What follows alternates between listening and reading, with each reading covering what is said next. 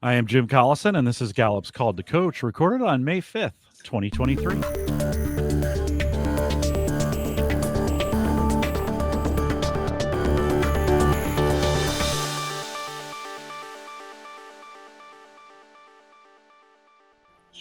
Called to Coach is a resource for those who want to help others discover and use their strengths. We have Gallup experts and independent strengths coaches share tactics, insights, and strategies to help coaches maximize the talent of individuals, teams, and organizations around the world.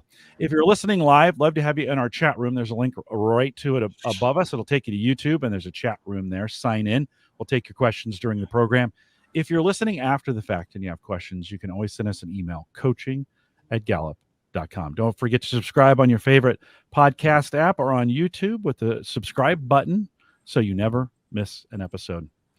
Ellie Tabibian and Jason Silvia are my guests today. Ellie's top 5 are maximizer, connectedness, intellection, relator, and belief. And Jason's top 5 are significance, ideation, responsibility, strategic, and intellection. And Ellie and Jason, welcome to Called to Coach. Thank you. Happy to be here. Thank you. Nice to be here. Great to have you. Ellie, let's start with you. Let's get to know you a little bit. And I always love to have our guests kind of tell us the best of themselves in this. So tell us a little bit about yourself so folks will know who you are. Yes. So I started my career as a CliftonStrengths coach and a career coach 8 years after I was a school psychologist. When I was a school psychologist, all I knew then is that I'd love to help people and I liked the school environment. I had no idea who I was beyond that. When the team was trying to create goals and objectives related to their weakest skills, whatever they were, I had alarm bells going off in my head. I didn't know why. I became quiet. And when strengths were mentioned as a side note, then I became even more agitated. So I became concerned about students' awareness about who they are and the world of work. And I pursued a career education in counseling. That's when I discovered I had maximizer number 1 and restorative number 34. Had I known then what was driving my contributions in meetings, I probably would not have become a school psychologist. So I made my career change into helping people overcome, especially imposter syndrome that happens during career transitions. Regardless of what your role was or what you're pursuing, I find that the questioning one's ability and trying to prove yourself instead of expressing yourself happens a lot. And so I've been working with a lot of people in STEM, especially women in STEM who struggle with imposter syndrome, and individuals who are changing into leadership roles. That becomes very common as well. Mm-hmm. Good, great. Thanks to be here. Jason, I think I pronounced your last name wrong in the intro. It's Silvia, right? Not Silvia. Silvia, correct. Yeah, it's a common mistake. Yeah. Sorry about that. We get that right. Let's get to know you a little bit. Tell us a little bit about your background. Okay, so I came to Clifton through Ellie. I was reaching out kind of in a state of disarray, not knowing where I was going to go, what I was going to do next. I came out of teaching. And I needed to make a career transition.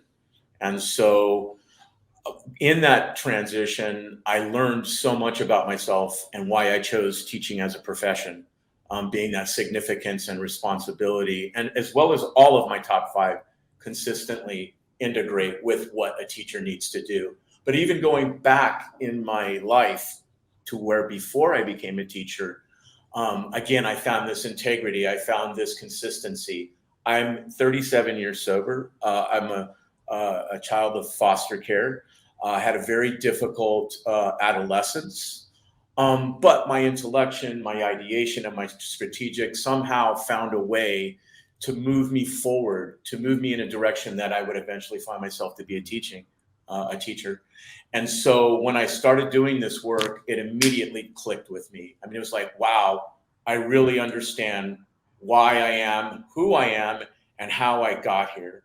And I don't think had I discovered that piece of the puzzle would have been so clear with me, especially as it has to do with, getting sober at 19, having only a equivalency of a high school education, going back, finishing my high school education at like 23, 24, getting a scholarship to go to UCLA, and working in the second largest public school district in the country, I was recognized in 2012-13 as being a highly effective teacher because my teaching strategies had significantly brought up those students that needed to be brought up the most, i.e. those that are in low socioeconomic status and have been labeled, if you will, special learners. And I brought something special to that experience. I brought what I understand now to be my 5 strengths.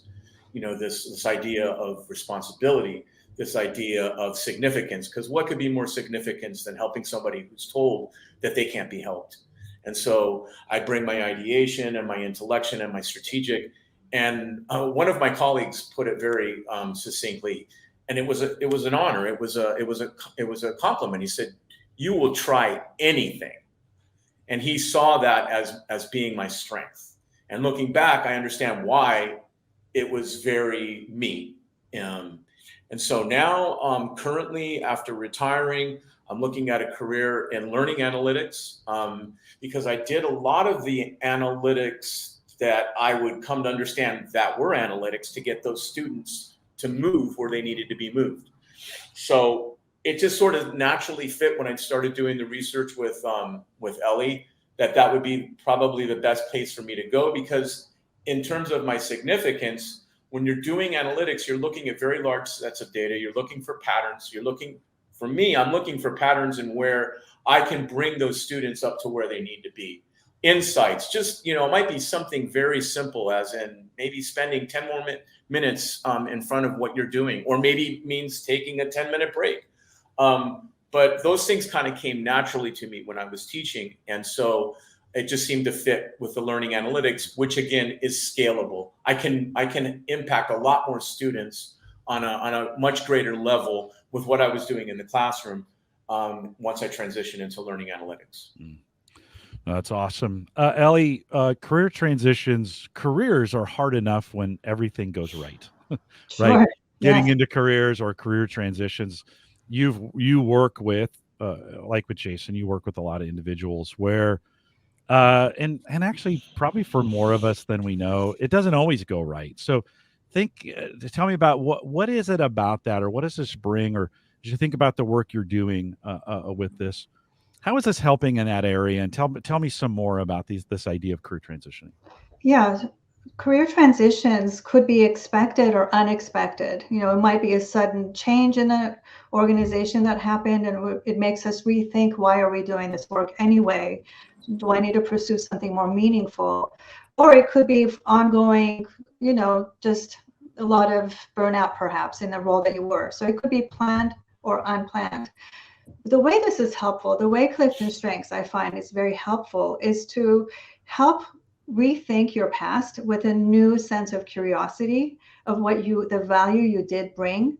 And it helps you to shape a very congruent movement towards what's happening now, and plan action steps from your CliftonStrengths report. And we'll talk about the Bring a Need report a little bit. Create action steps that are meaningful for your next role. And especially for individuals who have overcome a lot of hardships or struggles in the past, those are actually very necessary and vital and useful for their transition and beyond. It's the more struggle they've had, the greater the pursuit of something much more profound and meaningful they need. And what I do is often ask about what was concerning them at the time when they were performing that role. What values were not being fulfilled at that time?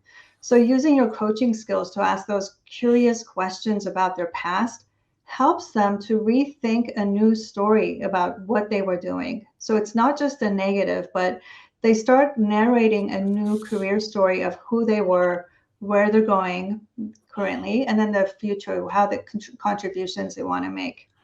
So it's really about finding themes that are repeated from your past and the value you can bring now, given what you know from your past, and using that to affect the future. Someone leading with significance, for example, like Jason, is what is a public-facing contribution you need to make on a much more grand scale that you weren't able to do perhaps as a teacher? And how did your significance play a role while you were going through struggles, Jason, what was an unmet need that you needed to make, which helped you to pursue your scholarship? I think the most important thing was, because it's sort of very consistent with my intellection and ideation, I just needed to go deeper in understanding who I was. And when I was brought to the CliftonStrengths, I had an understanding of what those strengths were and what I could do with them. And so in terms of what I bring, it's what I already kind of knew that I had, because when it was presented to me, it was like, oh yeah, that makes sense. I understand that. But in terms of the need, it's like the way I kind of look at it is like, and I always looked at it like this before, but I didn't in terms of Clifton, is like there were weaknesses and I could see those weaknesses, but I kind of understood on a philosophical level that I could turn those weaknesses into strengths. And so by looking at what I need, I look at those as, maybe to put it a different way, turning my weaknesses into strengths. So in terms of what anchored me to move into the direction of learning analytics, I mean, it has to be my significance, because my significance in that sense can be scaled at a much larger level. And it's not just the significance, it's really, to me, I see it as the significance and the responsibility working together. Because to me, the flip side of my significance is my responsibility. Because without that responsibility, what is the significance for? And I think before I understood what my significance was, it was an immature significance, and it was only directed towards me and what I could see for me, instead of really seeing what I was doing for other people and how that brought me the significance. I could see that on an intellectual level. I could see it in a cognitive way, but in a feeling way, because I hadn't really gone that deep into understanding myself. It really didn't click. I mean, one of the greatest minds in the history has said, Socrates said that, one of the greatest knowledge, one of the most important knowledge is to know yourself.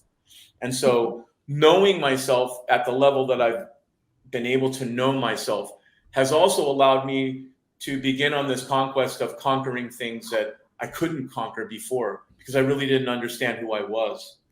And so taking it in another direction, the greatest conquest is the conquest of oneself.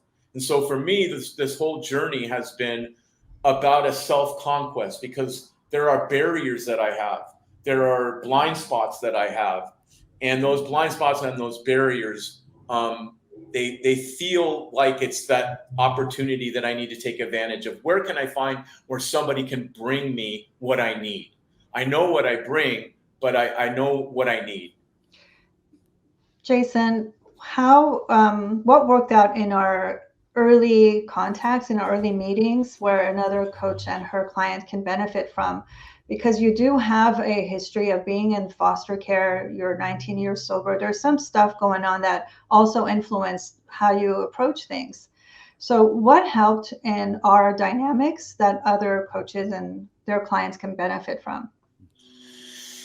I've been doing a lot of work in other contexts along this vein. And I belong to a men's group where we meet and we hold each other accountable. We come together, we take down our masks, and we learn how to be men as only men can be.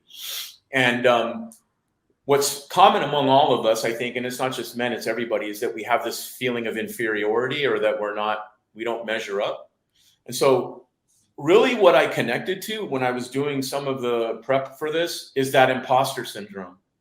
I mean, that has been something that I kind of knew, but I just couldn't connect to it. It just seemed like it was so, I don't know, like it was just canned, like it wasn't coming from me. People are, well, you don't like yourself, and I don't frame reality like that, but I connected when I read the definition of what an imposter syndrome is. And to me, it's always been a struggle of, am I doing enough? Can I do more? Am I doing what everybody else does? Because in that perfectionist in me, I try to compare myself to others. And when I do that, I always find myself lacking. So to answer the question, it's been really coming to an awareness, and it just happened. Really, honestly, it just happened this morning. I'm like, oh, that's what she meant. Because before I heard the words, but I just didn't connect with them. So the biggest challenge has been really just struggling, and you've experienced it with me. I haven't always been very vocal with it, but when I've gone into periods of just not being able to really bring what I wanted to bring, it was underneath it was just this underlying pervasive sense of I'm not good enough, or I won't be good enough, or it may not be good enough. And yeah, that's how I would answer the question. Mm-hmm. I would like to know a little bit more about our dynamics, though. How were you honest with me and accountable to what we talked about? What helped in you opening up more, and then not really just staying with the dark side, but moving past that as well? Well, I felt like you really gave me a place where I felt like I was being judged. You were able to give me personal examples without going into too much detail, that you understood where I was coming from. So that kind of helped me to like let my mask down a little bit and Mm-hmm. to open up. But I think more than anything is that what you presented to me, it made sense. Because again, going back to my intellection, my strategic and ideation, when people are giving me information, these are going the whole time. And so if there's something that I don't connect with, I won't really invest myself in it. But because I could see the value in what you were presenting to me, I let my wall down, and I just said, hey, look, I want to learn more. I want to know more. Okay, so one of the things that I think also helped you was, when you mentioned, I do have this background, I've struggled not, in being in foster care and so forth. It's for a coach to not completely dismiss it, but use that as to ask, what strengths helped you, do you think? If you could go back in time and see what strength played out for you, even in foster care, and what strengths played out for you when you decided you have to go for your master's at UCLA, what strengths helped you pull through that, and use those questions. And like, for the present, how can I be useful to you now? And why is this important to you now? So that all of this is a seamless transition from your past, what you're going through now, and to plan for what's next. So we don't ignore the hardships. We actually recognize them, we acknowledge them, we give them their respect, but we find the gold in the darkest times. And those goals are what helps to create that congruence between what's happening now and in the future. They become essential. Mm-hmm. Mm-hmm. I'm sorry, was there a question in that? I kind of No. got lost. I'm just putting from as a coach, what might help other coaches listening to this, and that when dark, painful things come up from a client that you're not even expecting, and how to use those to create a new, actually, career story. So when we talk about imposter syndrome, it's about, you recognize the triple F radio station that I call it, the fear, fault, and failure that plays out. You're going to fail in the new role. You didn't do enough, so it's your fault, and you're going to fail. So that's one story that keeps playing in imposter syndrome, especially during transitions. But more so when you start recreating your new career story through the language of the CliftonStrengths report and the Bring a Need report, which I'll just describe in a second. As you give examples and you use the language from those reports, it starts to reframe how you view your past, present, and what you want for your future. Really important is to recreate a new career story of who you are and find the patterns that were there in the past and the means of what you want to do next. Again, using your CliftonStrengths and the Bring a Need report. The Bring a Need report, as Gallup now has it through Cascades. It's available to coaches if they want to purchase it. What I love about this report is that it brings together all the most important parts of your top 5 strengths all into one page. The left side of the column shows what each of your strengths brings with those strengths, and on the right side is what you need. And what helps this, after you appreciate, the patterns and themes that were playing out in the past and what you're going to do next, are actionable steps with the bring a need report. For example, if you're in transition and you're joining a new group on LinkedIn because you have to create a new tribe of people that share your interests, what about using significance to join in a club and say, how does this affect the outcome? What's so important about what we're doing now? When we do this, what are the effects that we're going to have on the clients we're serving? Or you can use your ideation in that group and ask, or bring a new and fresh perspective on something. Using strategic, notice patterns of what you see in data analytics and education. So you can use ideas directly from that report for actionable steps. And whether that means also taking new courses, joining new clubs and organizations, and furthering your education if that's what you need to do. I want to jump in really quick, Jason, and I want to ask you, I mean, so Ellie just gave us this rundown on thinking about and I bring and I need, and you mentioned imposter syndrome, which everybody suffers from, right? When we think about it, like I am here, I shouldn't be here, I can't do this, all these negative thoughts. As you think about today and what you've learned to get to this point, and you're in a moment where you're facing imposter syndrome, what do you do differently today to work through that in your own mind, thinking through your strengths that you might not have had the tools for in the past? Well, one thing that was extremely powerful in those moments where I went back to my past and I shared with Ellie, especially about how I came out of foster care, I got to see how my intellection and my ideation helped me navigate through a lot of the negative self-talk and delusions that many people have that are struggling with substance abuse. And I got to see that, wow, that really like saved me, even though I didn't understand. It got me to where it needed to get me. And I told, there was this phrase that I gave Ellie in one of those moments. I saw a much more prescient, much more subtle, rich and necessary narrative to be told. And that's sort of been a continuing theme throughout my whole life. When I was struggling with addiction, when I was working as a teacher, and so continuing on into going into learning analytics, it's still a much more prescient, much more subtle, rich narrative to be told. And I don't think that narrative ever is completely told until one is laid down. So I look back and I see that when those moments come and I feel that imposter syndrome, my strategic and my intellection and my ideation can say, no, that doesn't work. And because sometimes, I can see that and make that argument, but there's an overwhelming sense or a feeling that pulls me back into that way of thinking. And so sometimes it maybe just means taking a nap or going to the gym. I've been really throwing myself into exercise. I had herniated disc and went to a chiropractor, and I'm doing much better now. So I'm running every day, and that seems to really clear my head out. Whenever I feel that, I just say, okay, let's go run for 15, 20 minutes. And I'm able to snap myself out of it. But it has to be something that's actionable. That's a perfect example of just being in action.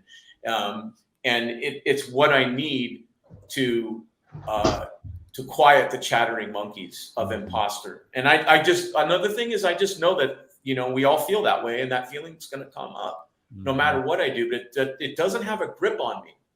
It doesn't have a hold on me because I've opened up my life, and in part opened up my life to doing this work.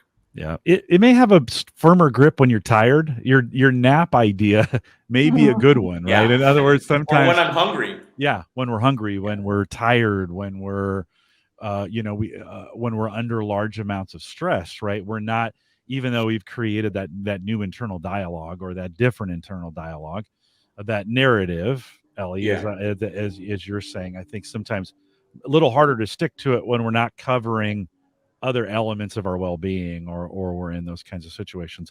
Ellie, I want to ask you this question. So we hear this from Jason's perspective and his story, but as you think about others that you've worked with, kind of changing this narrative, so to speak, and I love that because I think oftentimes Jason, what I heard you say is we have to constantly remind ourselves of this new narrative, right? No, that was the past. This is today, right? Ellie, how do you help?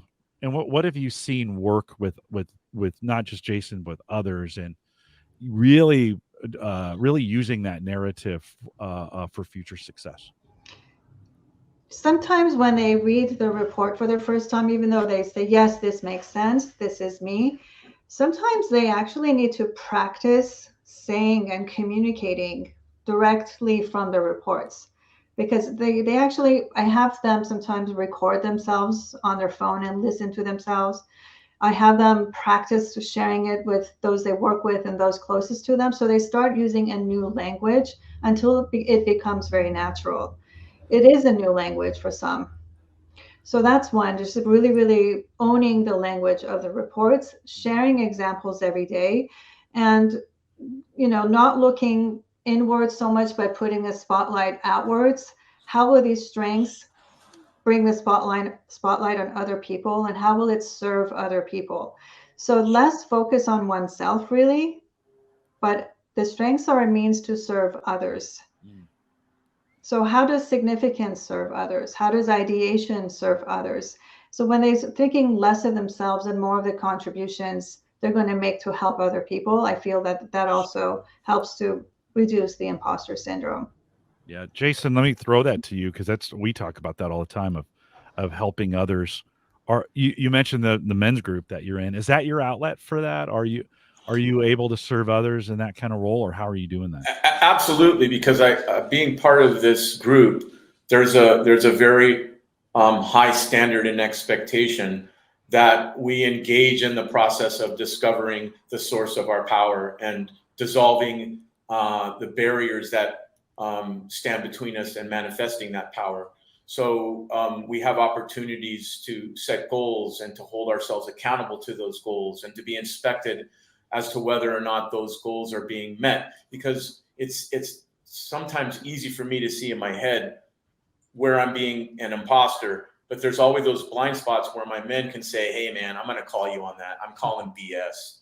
And it's just like, oh, whoa, yeah, you're right. And so then in that way, I'm able to satisfy my significance, not just for myself, but I'm being an example. Because, not a lot of people want to get up there and be scrutinized. And by being an example of having an open mind and an open feeling to allow that in, it gives other men to say, hey man, wow, this dude's really going somewhere. And maybe I can throw myself in a little harder to it. But I wanted to touch on the imposter syndrome and opening up your life so that your significance is not just for yourself, it's to serve the higher good, whatever those top 5 strengths might be. I noticed for myself, the imposter syndrome would work against that idea, because in its worst, that feeling of imposter makes you want to isolate yourself.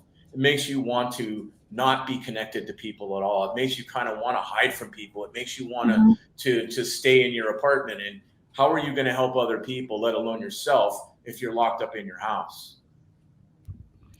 Ellie, let me ask you this question. Sometimes being a coach puts you in a very difficult, like, who am I to tell? Who am I to help? Who am I to influence? However that kind of works out, right? As we think about this, who am I to have words to speak into Jason's life? How do you individually, when not that we decided to focus on this imposter syndrome, but it's such a great concept in it. As a coach working with individuals, how do you work through this personally? I overcame my own imposter syndrome when I became quiet during the school psychology meetings, as I mentioned, and I really found my voice through the lens of strengths. And I also found my voice coming from an Iranian culture where I come from. A lot of times women in my generation don't have much of a presence or a voice, especially if you have an older brother who's an MD and doing bigger and more, financially prosperous things. You feel smaller. So from my own life experience, I was able to find my voice, and I draw from that. I draw from finding my voice through the lens of strengths and my own personal experiences. But then also it's using those strengths again. My connectedness says he chose me at this particular time for a reason. He wants to pursue another career. I did not know we're going to go into the depth and breadth of his past and his troubles, but there's a reason why I'm here with him, and I'm here to serve him. My relator, I'm going to be, I was very honest with Jason at times about my own struggles and how I overcame them. Maximizer, no matter what, even if I don't have his life experiences and his triumphs or trials, I'm going to give him the best questions possible, the best questions to arouse more curiosity about who he is and find the themes for that. So it's our strengths, Achiever, did I cover this thing, that thing, and the other? Is he going to act on those ideas? What else do you need to do to make this career happen? So putting the achiever notion on him. What else needs to be done to fulfill your career dreams next? Did that answer your question? Yeah, no, we just wanted to let that sit for a second. Okay. Jason, you've heard those words from her, and you're the other side of the equation on this. Where's your partnership, your coaching with Ellie? Where have you seen those themes? She can say them, but where have you seen those in helping you? The one word that comes up is maximizer. I mean, that was always like, though I didn't know that was the word. I could feel the weight of her pushing me and to maximize this experience, and my intellection and my strategic and my ideation and my responsibility. I mean, all of them. It's kind of hard to separate one from the other. Rose up to that challenge, and so it was like, yeah, okay, I can see where this is going. And there might have been times where that imposter syndrome would kind of try to pull me away from that. But because I so connected with how she was able to show me, going as far back to my foster care years, how this really was the one thing that probably kept me alive. I was able to have trust and to allow myself to just sort of go through the process, even though at times it felt like I didn't really know exactly where it was going. Mm-hmm. Mm-hmm. I sometimes warn clients, and this is my maximizer coming in, if I'm pushing you too hard, let me know. It does come with a warning. And at times I did say that to you, Jason, if I'm pushing you too much to rephrase this or push this another level, you just tell me it's enough for now.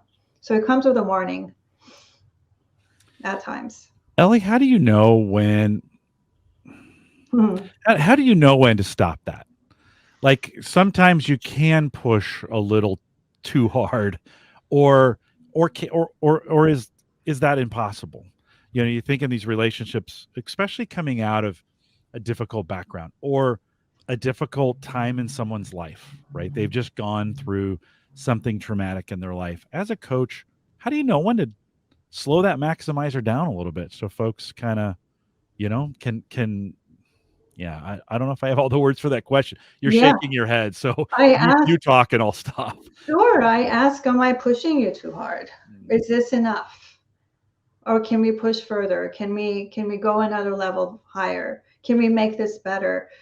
But I know when it's time to stop, when I myself experience this incredible, amazing, wow moment from what a client says.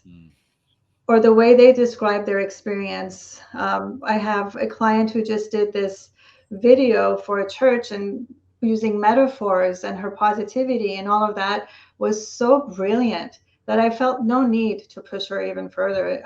That could not be made any better. So there are glimpses of excellence where I tell myself, this is good. We don't need to push this more. So a maximizer knows when it's amazing and you don't have to keep pushing further. Yeah. You what else, as we think about your work with Jason, career transition, what else would you highlight in that? What other things did you learn? Yeah, sometimes the strengths, a little bit more on the imposter and the transition, is we can get into the grip of those strengths with, it can worsen the situations. With significance, if you're always looking for that external validation of that I'm doing the right thing, especially during that transition, it can make it more difficult. So it can create more restlessness and worsen the grip of imposter syndrome. Overthinking with intellection. So we have to know when our strengths are holding us back during that transition, and which strength and person, we're not meant to make this journey alone, who will help us take that next step forward, given the tools and information that we have now. Jason, I find sometimes for me when I'm fixating on something, I have high maximizer as well. So it might be just always pushing something to get better, more out of it. How can we maximize this kind of thing? I have kind of learned a little bit to just have some awareness that triggers myself. So, okay, all right, whoa, settle down there, big guy. You can back off a little bit. Have you found as you've been working through this? Are you getting a better sense that maybe when you are headed in a direction that's not productive, you're able to catch that sooner and maybe bring it back to a more reasonable or a more sound place for yourself? Yeah, and I think that kind of happened early on for me in the relationship that I had with my coach, and it just sort of fit. I can't describe it. Like, okay, for example, when you guys were just having that exchange about maximizer and pushing too hard, it wasn't so much my significance that got spurred, it was my responsibility. It's like, oh, I've got a responsibility to do this and to do it right. But because I really understood on a deep level what this whole imposter syndrome was, and though I didn't really know how to articulate it, I knew I had to give myself a break. Just sort of going back to the whole dialogue we had about intellection and strategic that moved me through the very difficult years of my foster care and my substance abuse.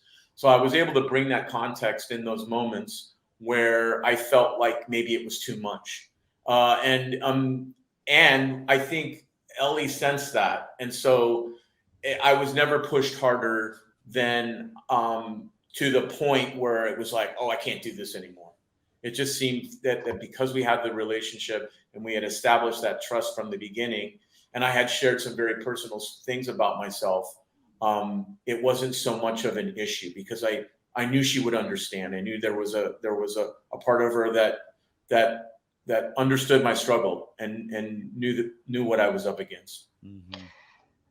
Jim, I wanted to go back to something you just asked about what was helpful going through transitions. Mm-hmm. I gave you, Jason, a few exercises to do between our meetings. You want to share some of those exercises and how that helped to reshape how you thought about yourself and your career. Oh, okay. So that's a really great point to bring up. I think that kind of helped me engage in a physical way so that I could really wrap myself around the whole idea. So I really needed to get in my mind in a creative way what these strengths were. It was one thing to just read it on a page. It was another thing to get my hands dirty. And so what I did is I took some idea that she gave me, and I came up with icons for my top 5. Here's my strategic. Here's my ideation. Here's my responsibility. And on the flip side, I have all the text. But it was about putting these up on my refrigerator so that when I went to my refrigerator, I could connect with them, sort of like in almost like a ritualistic way. And sometimes I would carry these around with me throughout the day and sort of visit them and connect with them. So that was a great, that I think that's really what was the thing that like catapulted me into to really getting engaged with this whole process. Because I had to cut things, and these are laminated. Okay, so I had to cut the things out, space them on the page. I had to figure out, okay, what am I going to put here in terms of the themes, the color coding. It was all very intellection and ideation and strategic. And so I got to see myself doing this whole project with my strengths being engaged. So it was like, wow, okay, I could really connect with it. Ellie, do you do that for everyone? Not to the level that Jason took it to another whole new level. I do bring up, what would be one image that you can come up with that would capture your strengths? Just one image, or what would be a few words? Jason did way beyond anything I've had other clients do. Another really amazing work that Jason did was create a kind of biography of his career as a math teacher and the effect that he had on students. He played around with his strengths in that autobiography and created a whole new, I mean, he could write a book on that. It was, what I wanted was something to include for his resume, but it became a much more rich storytelling process that is extremely captivating. How did that, Jason, for you, how did that writing that, how did that feel? How did that change things for you? What did that do for, by the way, I love that idea of a pre-work for a resume, writing that story out, that dialogue, but what did that do for you? Again, going back to that core statement, I saw a much more prescient, much more subtle, rich, and necessary narrative to be told. I mean, it's again that thread just coming through it. It just really made an awareness, made a connection in a way that I wouldn't have connected had she not really understood what my top 5 were, even though I really didn't understand. And if you look at the way that I approached it, come on, significance is right there. I mean, if I'm going to do it, I'm going to do it better than everybody else. I'm not just going to do one image. I'm going to do 5 images, right? And so when I was able to reflect on that, it really, really solidified this paradigm. It's been amazing. It's really, if for nothing else, it's really given me a sense of empowerment and a sense of understanding that whether it's going to be analytics, maybe it may not be, but I know now myself enough to know that I can take these core ideas and bring them into anything that I want to do. Ellie, with the success of those images for Jason, do you think as a coach you might use that again on someone else? Absolutely. Yeah. But would you let them come? Is the importance of it sounds like Jason came to that place on his own, right? He made it better. If all of a sudden now everybody starts doing these, what I need is a page and a laminated and thing. Does it have the same power? Do we still need to come to that exercise on our own? I don't know. Any thoughts on that question? You should think about reusing that. By the way, while you're thinking of that, Jason, as you showed me that, I thought I would put those in different places in the house for me where I might struggle. Like if I'm sitting at my desk and I might have a certain thought as I'm sitting down here, I'm going to put one of those in that place so I can remind myself of it. I would spread them around to where. I didn't think of that. I like that idea. That was the first thought that came to my head. All right, Ellie, I gave you a second to think about that. When you think about that exercise with others, would you try to duplicate it or at least let them come to their own place? It would be both. If they don't come to it for themselves, I still bring it up because if they have a visual representation of who they are through symbols, through an icon, through a saying, through a quote that matches that icon, it becomes another reminder, another theme to include in your new career story of who you are. Sometimes I have them put it in their Zoom background so that when they're in their meetings, someone will be curious, tell me about that. Why do you have that? For example, the guy with the speaker, I think that was your significance, Jason. Tell me about that. So it brings up more conversation. Jason, your body language changed right before we were going to talk about that. You took your glasses off and you got kind of serious. Did you know that was coming? Like, did you feel different saying those as you're walking through this? Did you feel the difference in your own, maybe that's the significance, but did you feel a difference at that point as we started talking about those icons?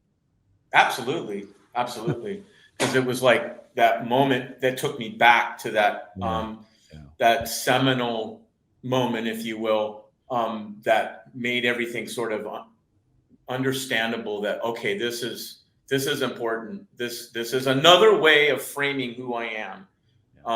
And it was very consistent with all the other paradigms or frames that I've brought through my life in recovery, because I've had to do a lot of work in recovery. And so another phrase that comes to mind from a self-help group that I belong to, and it's very carefully crafted. Language, when used glibly, is alarmist and defeatist. So I could see that immersing myself in the language of Clifton, I was engaged in the exact opposite. It was based in science. It was based in years of study, and it connected, and it was positive, and it gave me I guess you'd say a neutral way of self-criticism and seeing where maybe I need to measure up and where I'm actually meeting the mark, as opposed to those dark moments before I had gone through recovery where everything is wrong and I can't do anything right. Imposter syndrome, right? Mm-hmm. And that whole imposter syndrome is based in a paradigm of language that's just not used carefully. I'm not really paying attention to what I'm thinking. Is it true that I never get what I want? No, it just feels like I never get what I want. It's never true that I never get what I want. And there's my strategic and my intellection and my ideation saying, wait a minute, guy, it ain't working, you know? And so I hope, did I answer that question? Yeah, I think so. And I love Jason Glasses Off.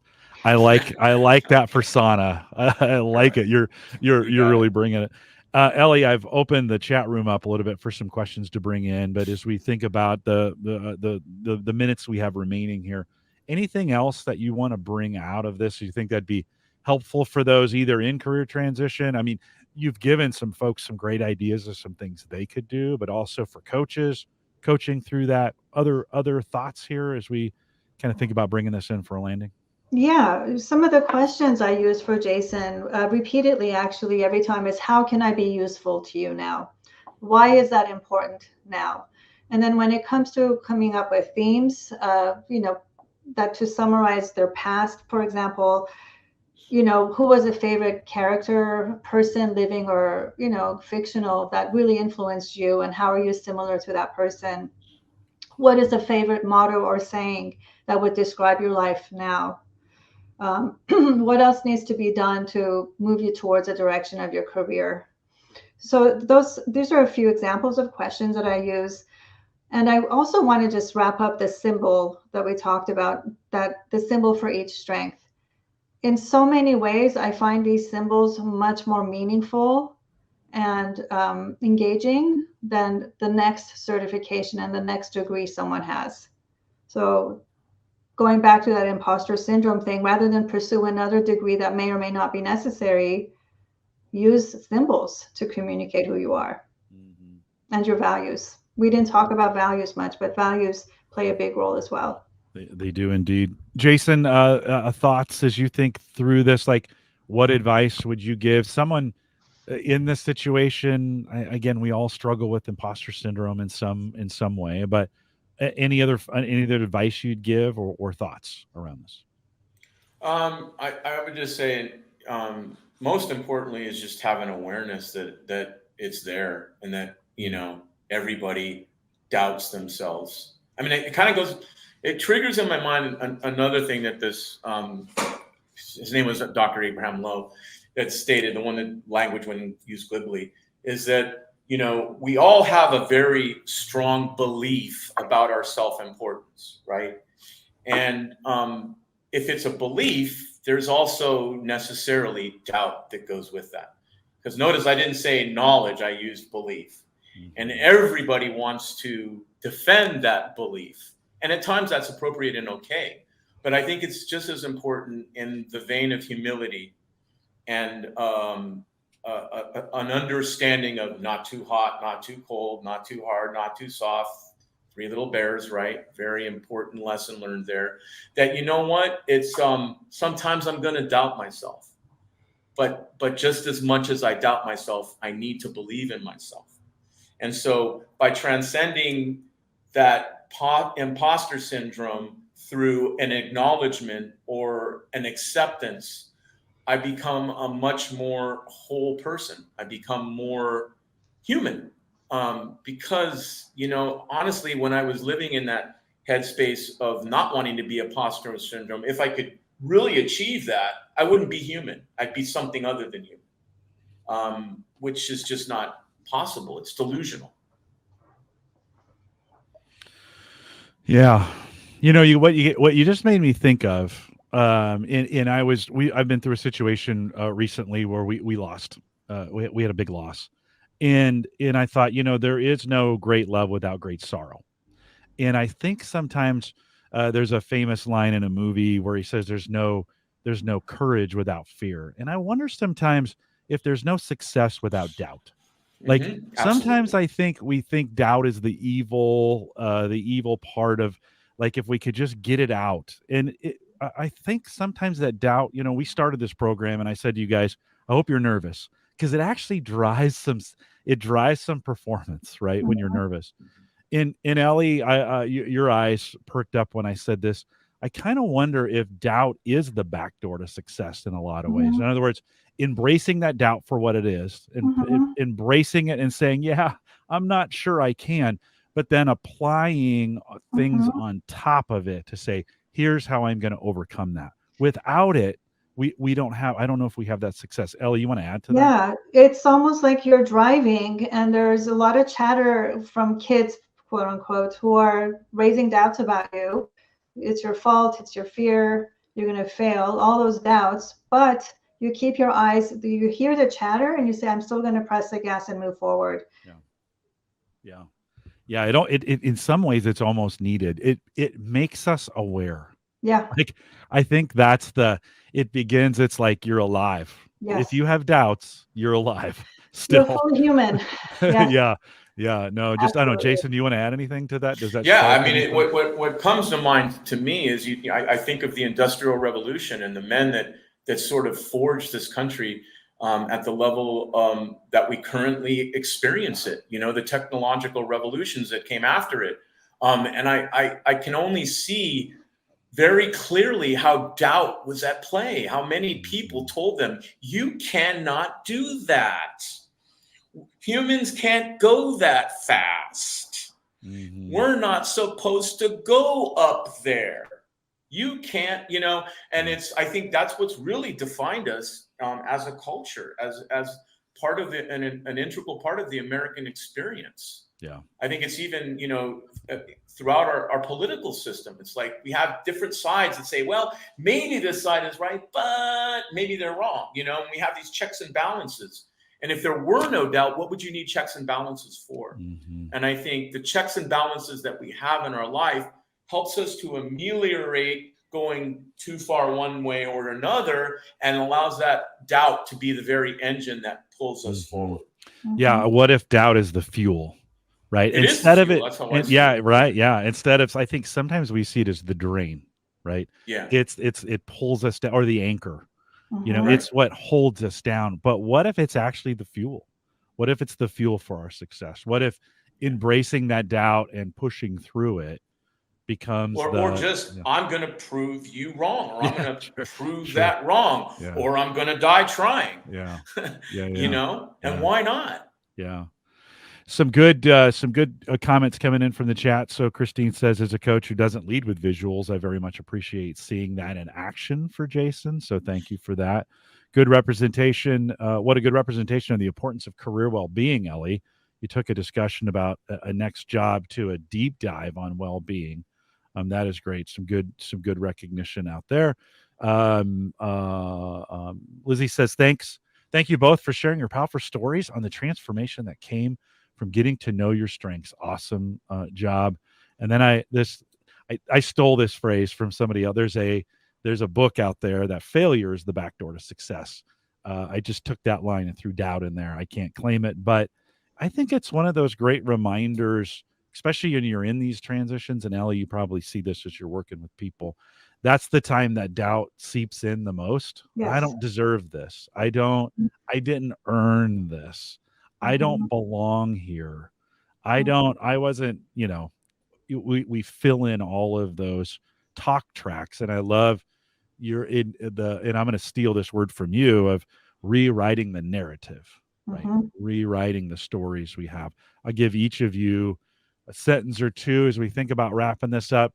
Jason, let me start with you. Any final thoughts on this before I wrap? Yeah, I would put the two together. Doubt of failure is the engine to success. Oh, okay. All right. I like it. I like it. Ellie? Well, my maximizer is so satisfied with what Jason just said that I don't have anything more to contribute. Ditto, in other words, right? Yeah. Is what you said. Well, I want to thank the both of you. Ellie, thank you for reaching out to me and saying, "Hey, I've got a great story that I'd love to tell." And Jason, thanks for being willing to come and say the things. Sometimes when we've had experiences in our past, it's not easy, especially to come on YouTube and let the whole world know. But thanks for your vulnerability and your openness and your willingness to say those things. And I know now when you take the glasses off, we get serious, Jason. He's getting down to business. My significance would have it no other way. I like it. I like it. I like it. Well, I appreciate the both of you. You guys hang tight for me for 1 second. Let me close this up. With that, we'll remind everyone to take full advantage of all the resources we do have available in Gallup Access. You can head out to, if you've taken your Clifton Strengths, you can head out to gallup.com/CliftonStrengths, log in. We got tons of resources available for you there as well. For coaching, master coaching, or like Ellie, you want to become a certified coach with us, you can send us an email, coaching@gallup.com, and we'll get somebody to help you out with that. If you want to join us, well, the time is short, but if you want to, you can still join us for the 2023 Gallup at Work Summit, and lots of conversations, lots of great time to be either together in person in Omaha or virtually for most people. You can join us virtually. Those still available. Check it out, gallupatwork.com. Find us on Facebook or all the other social platforms by searching Clifton Strengths. And we want to thank you for joining us today. And if you found this useful, share it. You just take that link, give it to somebody else. I'm sure that would feed Jason's significance even. You got me pegged. We want to thank you for joining us today. And with that, we'll say goodbye, everybody.